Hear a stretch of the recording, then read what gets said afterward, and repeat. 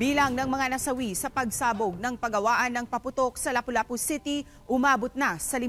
Samantala patuloy na inoobserbahan ang mga nagtamo ng third-degree burn. Ang detalye sa ulat ni Luan May Rondina ng GMA Regional TV Balitang Bisdak.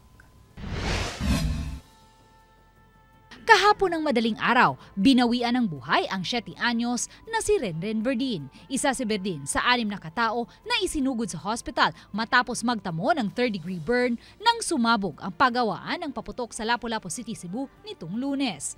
Ayon kay Police Lieutenant Colonel Christian Torres, spokesperson ng Lapu-Lapu City Police, 90% sa katawan ng bata ang nagtamo ng paso.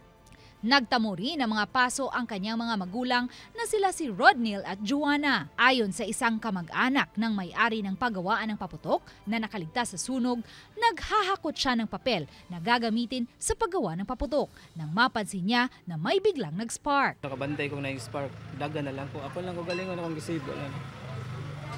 Duha mi kabuk nga nakadagan gid nga wala jay kanang wala gi mga paso. Kami ra jud duha uban wala na ko kalibutan unsa. Dahil sa lakas ng pagsabog, nabasag ang mga bintana sa 5 katabing bahay, wasak din ang barong-barong sa di kalayuan. Patuloy pang inaalam ang pinagmulan ng sunog na nag-iwan ng mahigit sa 300,000 pesos na danyos. Base sa nakuha namo, nagsugod daw to sa ibabaw nga bahin, pwede daw kuno sa ilang gibuwad nga mga nahuman na pwede sab kuno didto sa ilahang mga lugar nga ilahang mga gipang stakan. Mula sa GMA Regional TV Balitang Bisdak, Luan May Rondina, nagbabalita para sa GMA Integrated News.